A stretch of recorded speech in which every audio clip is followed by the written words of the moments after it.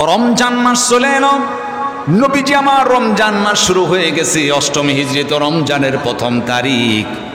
সাহাবীদেরকে ডাকলেন, আল্লাহর নির্দেশ হলো আমার হাবিব মক্কা তো বিজয় হবে, আর মক্কা বিজয় করতে গেলে যুদ্ধ করা লাগতে পারে, আপনার সাহাবীদেরকে একটু ট্রেনিং দিতে হবে।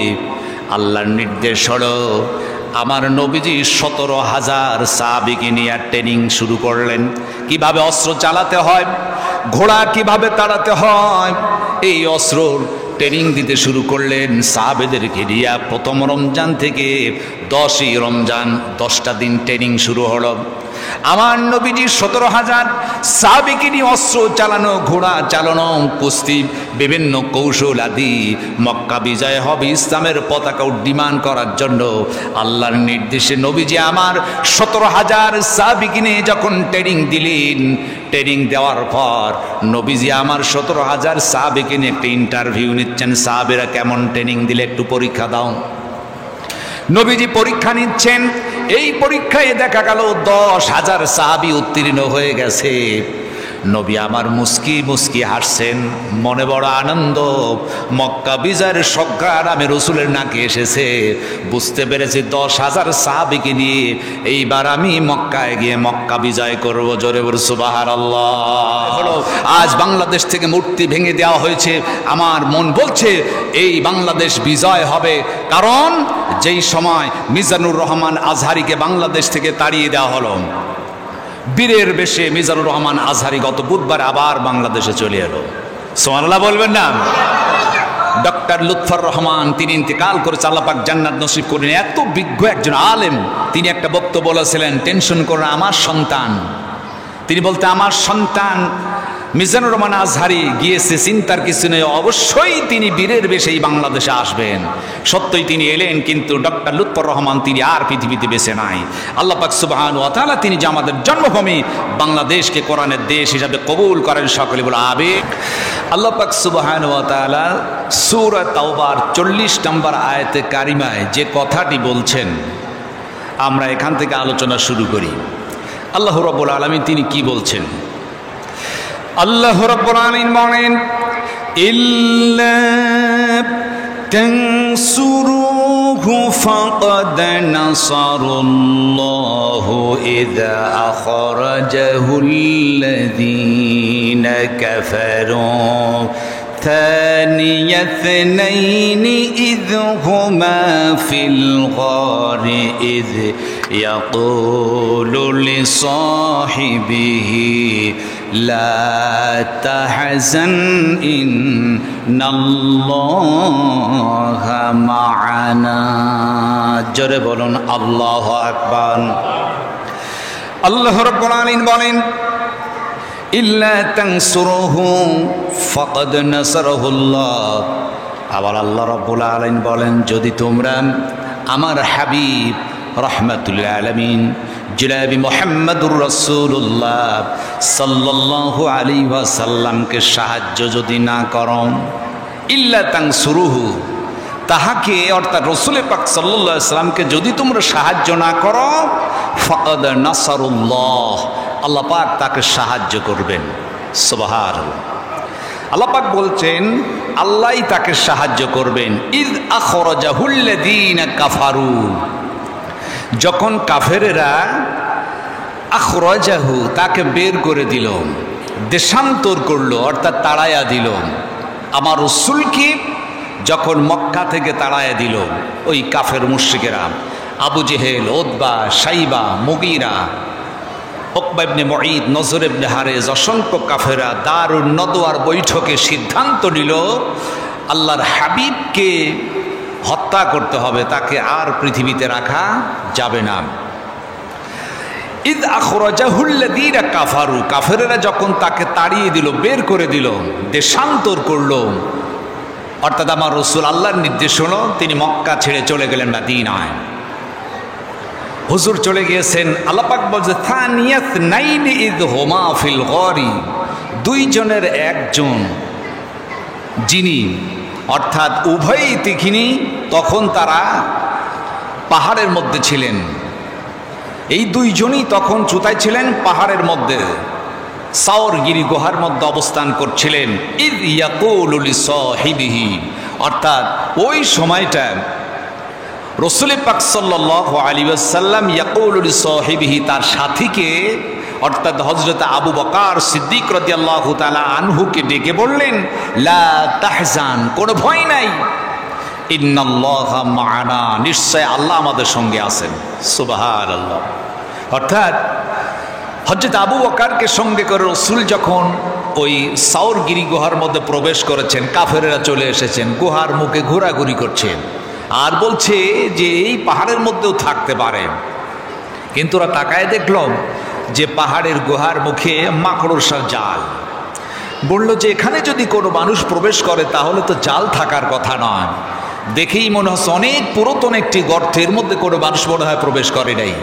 কিন্তু ঘোরাঘুরি করছে, আবু বকর দেখে ভয় পেয়ে গেলেন। ইয়া রাসূলুল্লাহ, ওই তো কাফেরেরা পাহাড়ের চূড়ায় এসেছে গর্তের মুখে, না বুঝি আমাদেরকে টের পেয়ে গেল, আমরা তো মাত্র দুইজন।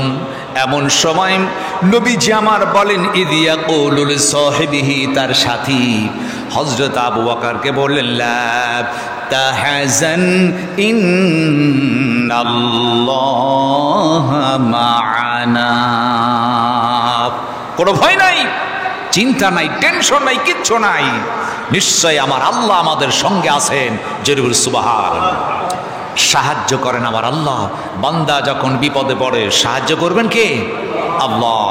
এই জন্য আমাদেরকে ভাবতে হবে, অনেক সময় আমরা ভয় পেয়ে যাই, ভয়ের কিছু নাই, নিজেকে ভাবতে আমি একা নাই, আমার আল্লাহ আমার সঙ্গে আছেন। কে আছে? আল্লাহ আছেন। আমার নবীজি হযরত আবু বকরকে নিয়ে ওই যে পাহাড়ের মধ্যে ঢুকেছেন, 3 দিন অবস্থান করলেন। আর আবু বকর নবীকে এত ভালোবাসলেন, যখন গর্তের মধ্যে পাহাড়ে ঢুকলেন দেখলেন অসংখ্য গর্ত দেখা যায়।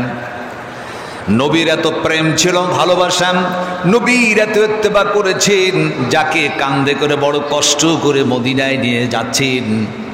সাওরগিরি গুহার মতো ভয় হলো যদি কোনো বিষধর সাপ বের হয়ে আসে, আমার নবীকে যদি দংশন করে, সারা জীবনের জন্য নবী হারা হয়ে যাব।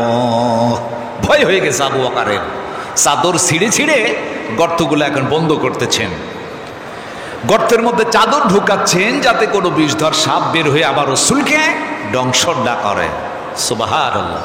কি ইত্তেবা, কি আশিকে রাসূল, রাসূলের কে প্রেম মোহাব্বত, কি ভালোবাসা, রাসূলকে তার প্রাণ দিয়ে জান দিয়ে ভালোবেসেছেন। সুবহানাল্লাহ। আমরা তো শুধু মুখে আশিকে রাসূল বলি, বিপদ দেখলে আমরা একটাও থাকি না। আর ওরা বিপদে আপদে সর্বক্ষেত্রে জীবন দিয়ে রাসূলের পাশে থেকেছেন সাহাবায়ে কেরাম। সুবহানাল্লাহ। গর্তগুলা বন্ধ করছেন, সিরাত গ্রন্থে লিখল সব গর্তগুলি ভরাট হয়ে গেছে, নিচের দিকে তখনও 2টা বাকি। চাদর শেষ হয়ে গেছে। আবু বকরের ভয়, নবী হারা হওয়া যাবে না, নবীকে এত ভালোবাসতেন। 2টি পায়ের গোড়ালি মিলাইয়া নিচের দিকে গর্তে পায়ের গোড়ালি বেড়ে আবু বকর বসা। নবীকে ডাকতেন, ইয়া রাসূলুল্লাহ, কষ্ট হয়েছে, একটু রানের উপর আমার উপর মাথা দিয়ে আরাম করেন। নবীজি শুয়ে পড়েছেন, শুয়ে পড়লেন। বিষধর সাপ ভিতর থেকে আবু বকরের পায়ে দংশন করেছে, বিষক্রিয়া শুরু হয়ে গেছে। আবু বকরের বিষের যন্ত্রণায় চোখ দিয়ে 1 ফোঁটা পানি হুজুরের চেহারায় পড়ে গেল। যখনই চেহারায় পড়েছেন, নবীজি আমার তাকিয়ে দেখেন আবু বকরের চোখে পানি।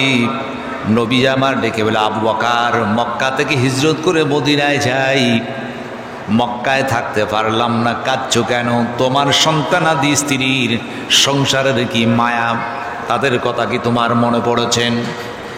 হযরত আবু বকর বলল, আল্লাহি, আল্লাহর কসম ইয়া রাসূলুল্লাহ, আমার তো আমার স্ত্রী আমার সন্তানাদি কারো কথা মনে পড়ে নাই, কারণ আমার আল্লাহ রব্বুল আলামিন যেহেতু সতর্ক করেছেন, লা তুলহিকুম আমওয়ালুকুম ওয়ালা আওলাদুকুম আন যিকরিল্লাহ। আমার আল্লাহ বলেছেন, লা তুলহিকুম, ধ্বংস হয়ে যেও না। আমওয়ালুকুম ওয়ালা আওলাদুকুম আন যিকরিল্লাহ, তোমার আওলাদ, তোমার সম্পদের মায়ায় আল্লাহ জিকির থেকে, আল্লাহর দাসত্ব গোলামি থেকে তোমরা যেন ধ্বংস না হয়ে যাও। আমার আল্লাহ সতর্ক করেছে। ইয়া রাসূলুল্লাহ, আমার সন্তান, আমার স্ত্রী, কারো কথা আমার মনে পড়ে নাই। হুজুর বললেন, আবু বকর তাহলে কাঁদছো কেন? চোখ দিয়ে পানি পড়া কারণ কি? আবু বকর ডেকে বলে, ইয়া রাসূলুল্লাহ, আপনাকে প্রাণ দিয়ে ভালোবাসি, সঙ্গে নিয়ে রওনা দিয়েছি মক্কা থেকে হিজরত করে মদিনার পথে যাই, গর্তের মধ্যে পাহাড়ে আসলাম। আমি সমস্ত চাদর ছিঁড়ে ছিঁড়ে গর্ত বন্ধ করেছি, নিচের দিকে 2টা গর্ত বন্ধ করতে পারি নাই। ভিতর থেকে বিষধর সাপ আমার দংশন করেছে, বিষ খেয়ে আমি আবু বকরের চোখ দিয়ে পানি বের হয়েছে। হুজুর, আবু বকর, সাপ তোমাকে দংশন করেছে, আমাকে বললে না কেন? আমাকে ডাক দিলে আমি তো উঠে পড়তাম। হযরত আবু বকর বলে, ইয়া রাসূলুল্লাহ, আপনাকে এত ভালোবাসি আমি আবু বকর, আমার কি ক্ষমতা আছে হুজুর? আপনি একটু মাথা উঠান, আমার ক্ষমতা নাই। আপনি বিশ্বনবী রহমাতুল আলামিন, সমগ্র জাহানের নবী, আমি এমন তো বিয়াদব মার করাই হুজুর, আমার জীবন যদি শেষ হয়ে যায়, ওয়াল্লাহি আল্লাহর কসম, ইয়া রাসূলুল্লাহ, আপনাকে উঠতে বলার ক্ষমতা আমি আবু বকরের নাই। সুবহানাল্লাহ। হুজুর একটু লালা মোবারক, থুতু মোবারক লাগিয়ে দিলেন, সমস্ত বিষক্রিয়া নষ্ট হয়ে গেল। সুবহানাল্লাহ। আবার নবীজি হযরত আবু বকরকে সাথী বানিয়েছিলেন, সর্বক্ষেত্রে তিনি ছিলেন সাথী। নবীজি আবু বকরকে নিয়ে চলে গেছেন, মক্কা থেকে মদিনায় পৌঁছে গেলেন। এক এক করে 6টি বছর অতিবাহিত হয়ে গেল। আস্তে আস্তে সাহাবীরা সেখানে চলে গেছেন। নবীজি একদিন হিজরির 6ষ্ঠ বছরে ডেকে বলে, আমার সাহাবী, আমি স্বপ্নে দেখলাম আমি যেন তোমাদেরকে সঙ্গে করে আবার মক্কায় গিয়েছি। ও আমার সাহাবী, আমার মন চায় জন্মভূমি মক্কাতে আমি যাই। আমি আছি মদিনায়, মনটা পড়ে আছে মক্কায়। আমি বিগত রজনীতে স্বপ্নে দেখলাম আমি যেন তোমাদেরকে সাথী দিয়ে মক্কায় চলে গিয়েছি। সাহাবীর বলি, ইয়া রাসূলুল্লাহ, আপনি যে স্বপ্ন দেখেছেন, আমরা আপনার স্বপ্নকে সত্য বাস্তবায়িত করব। জোরে বল সুবহানাল্লাহ। নবীজি আমার বললেন, ঠিক আছে, চলো আমরা মক্কায় যাব। নবীজি সাহাবীদের ঘিরে 1 জন না 2 জন না 1440 জন সাহাবীকে দিয়া হুজুর আমার রওনা দিলেন মক্কার উদ্দেশ্যে। হেরেম শরীফের কাছে পৌঁছে গেছেন। আগ থেকেই মুনাফিকের জাতিরা পয়েন্টে পয়েন্টে দাঁড়ালো, কারণ সংবাদ পৌঁছে গেছে মুহাম্মদ বিন আব্দুল্লাহ তার সাথীদেরকে নিয়ে মক্কায় ঢুকবে তাওয়াফের জন্য। মুনাফিকরা বাধার সৃষ্টি করলো, ডেকে বলল, না, তোমাদের নবীকে কাবা ঘর তাওয়াফ করতে দেওয়া হবে না। কি করতে হবে?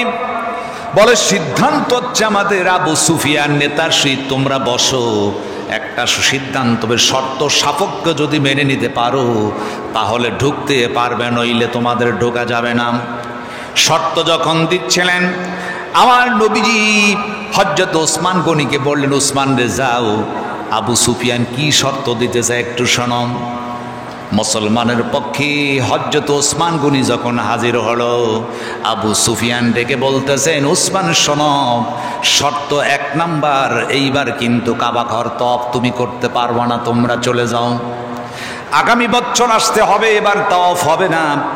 এরপর শর্ত হলো, তোমরা যখন এই কাবা ঘরে আসবে, শর্ত হচ্ছে বেশি লোক সঙ্গে আনতে পারবা না। তোমরা তো অনেক লোক এসেছো, কারণ হুজুর তখন 1440 জন সাহাবীকে নিয়ে গিয়েছেন। বলেন, শর্ত হচ্ছে মক্কায় আসতে পারবে, এবছর হবে না, আগামী বছর আসবে, তবে শর্ত হচ্ছে বেশি সংখ্যক লোক মক্কাতে আনা যাবে না। 2 নম্বর শর্ত হল 3 দিনের বেশি মক্কায় থাকতে পারবে না। 3 নম্বর শর্ত হলো উন্মুক্ত কোনো অস্ত্র, তলোয়ার, অস্ত্র তোমরা আনতে পারবে না। 4 নম্বর হলো আমার মক্কার লোকেরা যদি মদিনায় যায় তাহলে তাদের ফেরত দিতে হবে, আর মদিনার লোক যদি মক্কায় আসে ইচ্ছে করলে আমরা এখানে রাখতেও পারি, এটা আমাদের স্বাধীনতা। এমনিভাবে এক এক ধরনের যখন তারা এমনিভাবে শর্ত আরোপ করলেন আর বললেন শর্ত যদি মানতে পারো তাহলে এর উপর তোমরা সিগনেচার করো, সই করে দাও, আগামী বছর মক্কায় তওয়াফ করতে পারবে, এটা 10 বছর বলবৎ থাকবে। নবীজি আমার ডেকে বললেন আমার পক্ষ থেকে আলী তুমি যাও সেখানে লিখে দাও, সইতা করে দাও।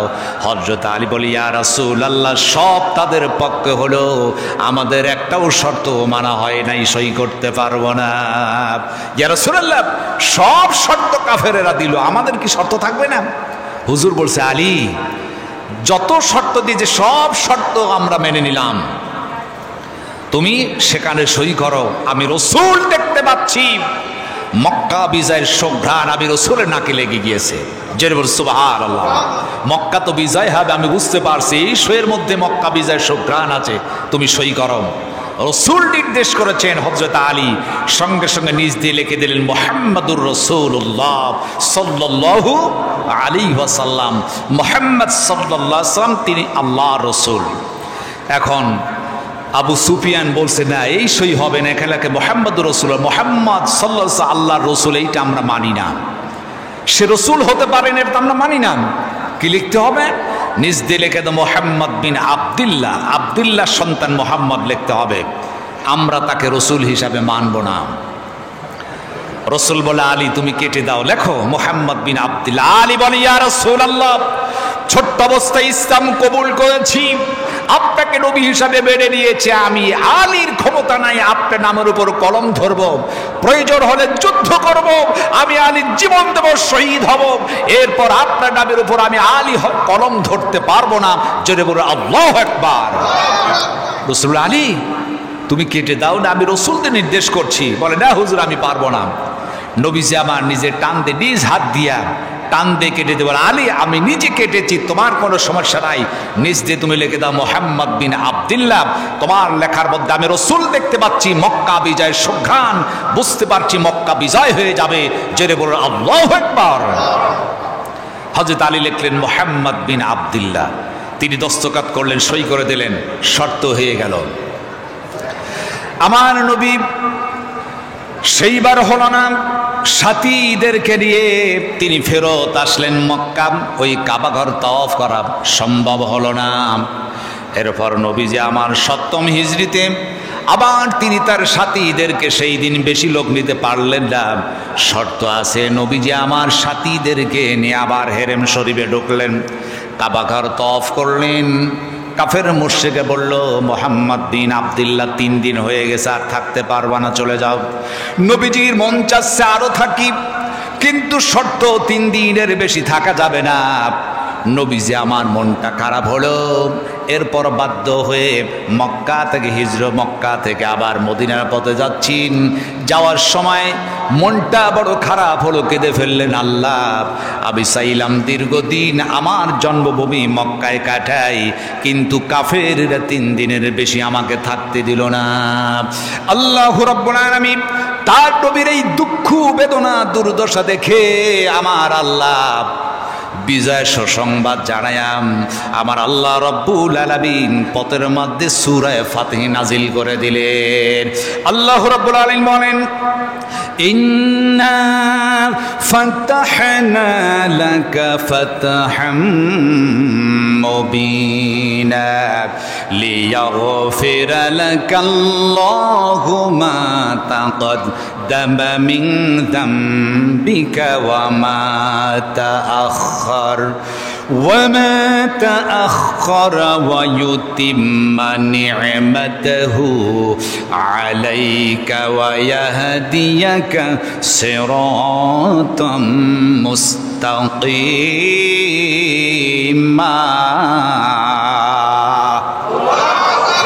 আল্লাহ রাব্বুল আলামিন পথের মাঝে তার রাসূলের দুঃখ বেদনা, আল্লাহ আমি 3 দিন বেশি মক্কায় থাকতে পারলাম না, কাফেররা তাড়ায় দিল। আল্লাহ বললেন আমার হাবিব টেনশন করো না, মক্কা বিজয়ের সুসংবাদের সূরা ফাতহ আমার আল্লাহ নাজিল করে রাসূলকে সন্তুষ্ট করে দিলেন। জোরে বলুন সুবহানাল্লাহ। হুজুর খুশি হয়ে গেছেন, চলে এসেছেন মদিনায়। নবীজি চলে এলো মদিনায়। অষ্টমী হিজরি রমজান মাস চলে এলো। নবীজি আমার রমজান মাস শুরু হয়ে গেছে। অষ্টমী হিজরি তো রমজানের প্রথম তারিখ। সাহাবীদেরকে ডাকলেন, আল্লাহর নির্দেশ হলো আমার হাবিব মক্কা তো বিজয় হবে, আর মক্কা বিজয় করতে গেলে যুদ্ধ করা লাগতে পারে, আপনার সাহাবীদেরকে একটু ট্রেনিং দিতে হবে।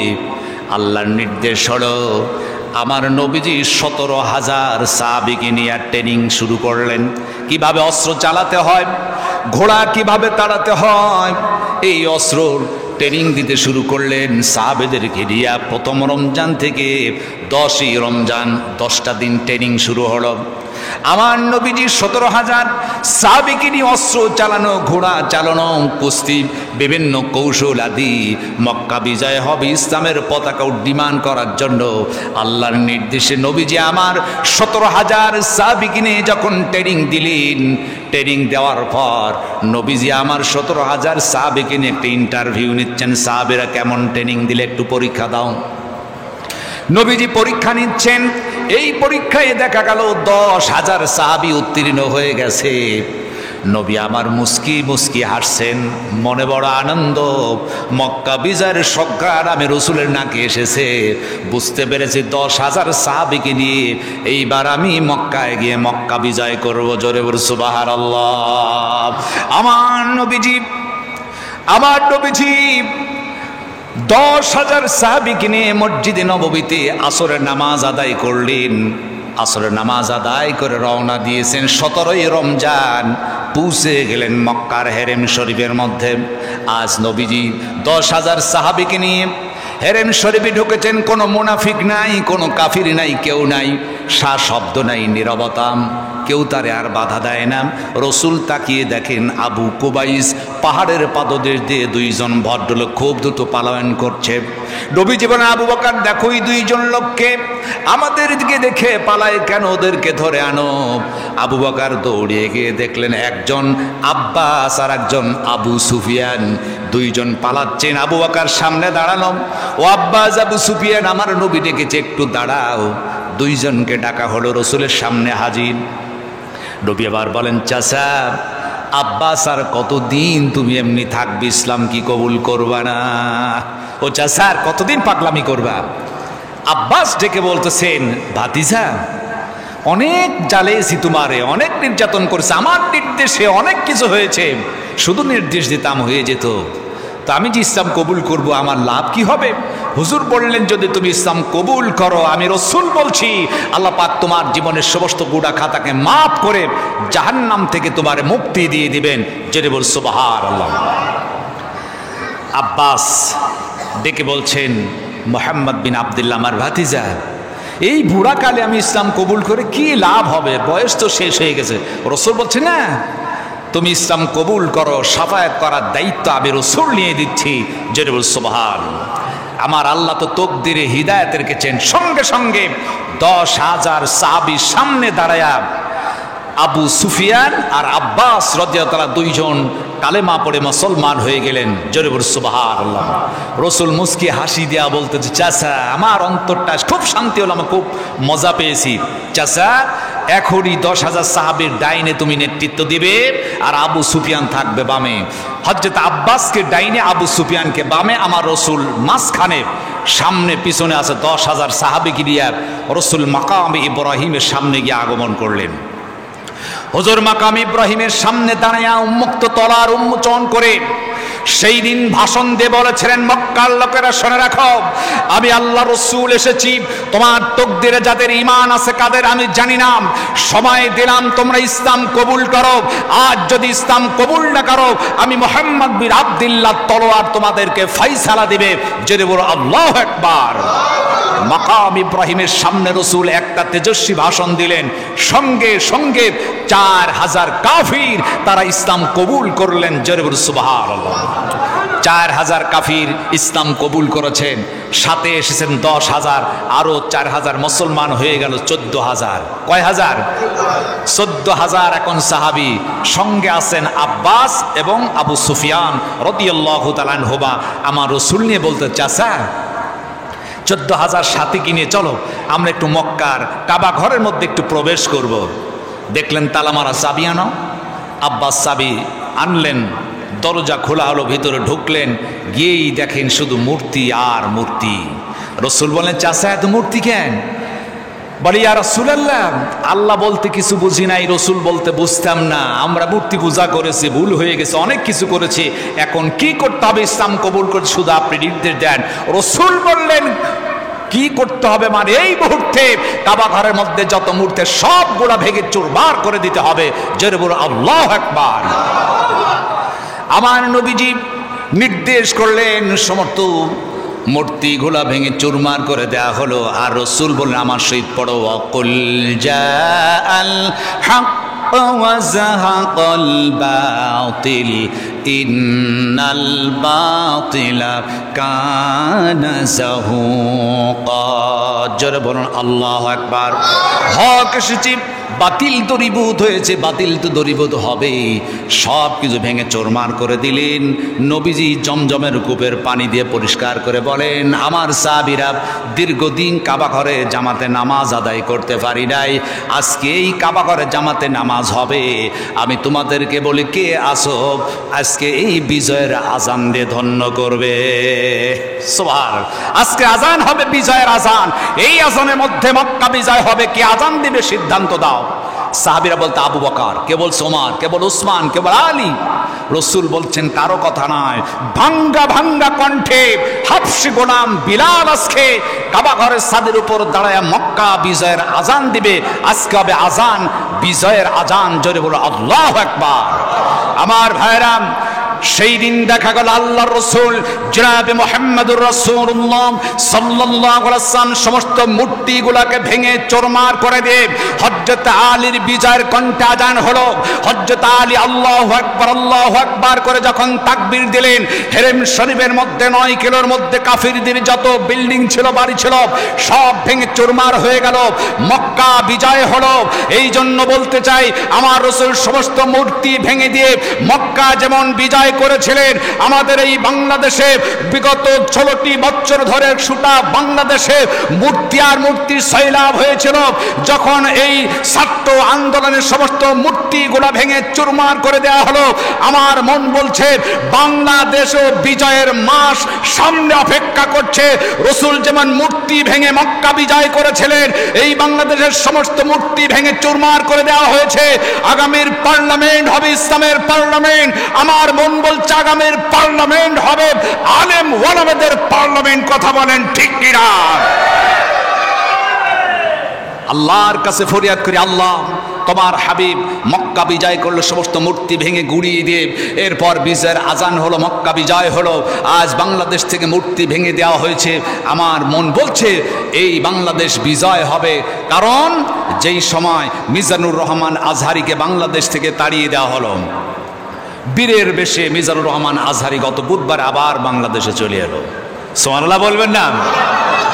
ডক্টর লুৎফর রহমান, তিনি ইন্তেকাল করেছে, আল্লাহ পাক জান্নাত নসিব করেন। এত বিজ্ঞ একজন আলেম, তিনি একটা বক্তব্য বলেছিলেন, টেনশন করে আমার সন্তান, তিনি বলতে আমার সন্তান মিজানুর রহমান আজহারি গিয়েছে, চিন্তার কিছু নেই, অবশ্যই তিনি বীরের বেশেই বাংলাদেশে আসবেন।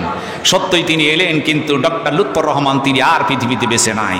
আল্লাহ পাক সুবহানাহু ওয়া তাআলা তিনি যে আমাদের জন্মভূমি বাংলাদেশকে কোরআনের দেশ হিসাবে কবুল করেন, সকলে বলে আমিন।